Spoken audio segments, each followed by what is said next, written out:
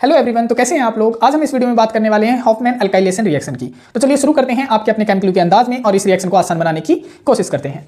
तो ये जो तीन रिएक्शन है हमारी, Hofmann alkylation reaction, ammonolysis reaction और हॉफमैन्स एक्सोसिव अल्काइलेशन रिएक्शन, ये तीनों की तीनों रिएक्शन सेम है।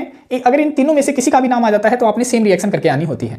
ठीक है, इस रिएक्शन में क्या होता है, देखो अल्काइलेशन का मतलब क्या होता है। देखो अल्काइलेशन का मतलब होता है हम उस स्पीसी के अंदर क्या ऐड करेंगे, जो भी हम रिएक्टेंट लेंगे उसके अंदर हम ऐड करेंगे अल्काइल हैलाइड RX। R क्या होता है, हमने बार बार बता रखा है, R आपका अल्काइल ग्रुप होता है जिसकी जगह पे आप CH3, C2H5, C3H7 एटसेट्रा इस्तेमाल कर सकते हैं। X क्या होता है आपका, X होता है कोई हेलोजन ग्रुप यानी fluorine, chlorine, bromine, iodine etcetera. ठीक है, तो ये आप अल्काइलेशन का मतलब क्या होता है कि आप उसके अंदर अल्काइल हैलाइड इस्तेमाल करेंगे, ऐड करेंगे। अमोनोलिसिस, देखो यहाँ पे एक वर्ड और है अमोनोलिसिस, ये तीनों ही सेम रिएक्शन है, बस इनके नाम अलग अलग है। अमोनोलिसिस का मतलब क्या है, हम इस्तेमाल किसका करने वाले हैं, अमोनिया का। अमोनिया का फॉर्मूला क्या होता है, NH3। तो जब अमोनिया की और अल्काइल हैलाइड की हम क्या करेंगे, रिएक्शन करेंगे, और किस मोड में करेंगे, देखो एक्सोसिव। एक्सोसिव का मतलब क्या होता है, लार्ज अमाउंट में, यानी हमारे पास में जो अल्काइल हैलाइड है वो क्या है, वो लार्ज अमाउंट में है। अल्काइल हैलाइड जो है वो क्या है, लार्ज अमाउंट में है, और उनकी रिएक्शन हम बार बार अमोनिया के साथ में करेंगे। तो होता क्या है इस रिएक्शन के अंदर, तो आप लिख सकते हैं दिस रिएक्शन, ये जो रिएक्शन है क्या देती है, ये मिक्सचर देती है primary, secondary and tertiary amines का। ठीक है, तो आप लिख सकते हैं this reaction gives mixture of primary, secondary, tertiary and quaternary amines. कैसे चलती है ये रिएक्शन, हमने बताया हम किसका इस्तेमाल करने वाले हैं, अमोनिया का इस्तेमाल करने वाले हैं। तो जैसे ही हम NH3 की रिएक्शन किसके साथ में करेंगे, NH3 की रिएक्शन हम करेंगे अल्काइल हैलाइड के साथ में। तो हम अल्काइल हैलाइड लेके चलते हैं यहाँ पे RCl, इसके ऊपर क्या चार्ज होता है, पॉजिटिव, इसके ऊपर क्या चार्ज होता है, नेगेटिव। तो क्या होगा, इसका जो एक हाइड्रोजन मॉलिक्यूल है ये इस क्लोरीन के मॉलिक्यूल को क्या करेगा, अपने साथ में ले जाएगा और क्या बना देगा, heat, in the presence of heat ये बाहर निकाल देगा HCl। देखो HCl बाहर निकल गया, R ग्रुप क्या होगा इसके साथ में अटैच हो जाएगा, तो आपका बन जाएगा RNH2 इस तरीके से। तो ये क्या है, ये है आपका प्राइमरी अमीन। प्राइमरी अमीन कौन से होते हैं, प्राइमरी अमीन होते हैं जिसके अंदर NH2 ग्रुप केवल एक ही अल्काइल ग्रुप से अटैच हो, उसे कहा जाता है प्राइमरी अमीन।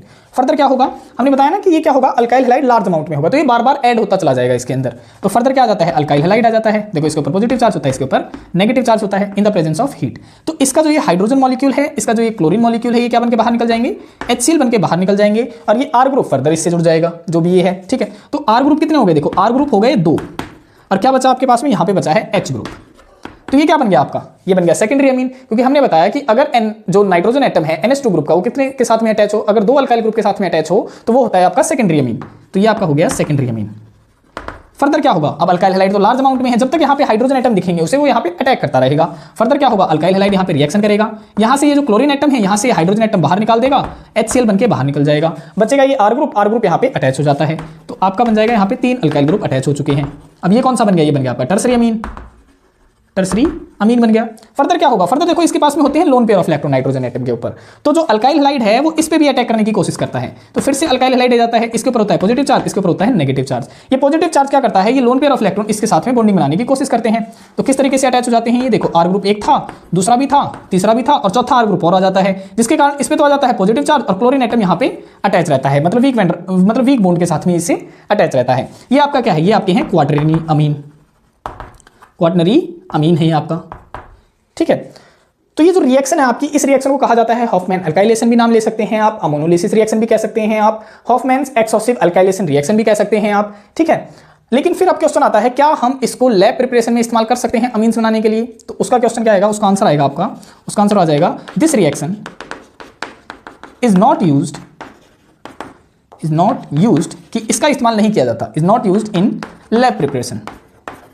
लैब प्रिपरेशन क्यों नहीं किया जाता, अब ये भी क्वेश्चन आ जाता है हमारा। तो इसका इस्तेमाल इसलिए नहीं किया जाता क्योंकि ये क्या बनाता है, मिक्स्ड फॉर्मेशन करता है। तो आप लिख सकते हैं बिकॉज, या फिर लिख सकते हैं due to the formation of mix amines. Mix amines बनाने के लिए इसका इस्तेमाल हम लैब प्रिपरेशन में नहीं करते हैं। आज के लिए इतना ही। अगर ऐसी ही वीडियोस आपको और देखनी है नेमिंग रिएक्शन की तो चैनल को लाइक, शेयर एंड सब्सक्राइब कीजिए and press the bell icon for upcoming next video notification.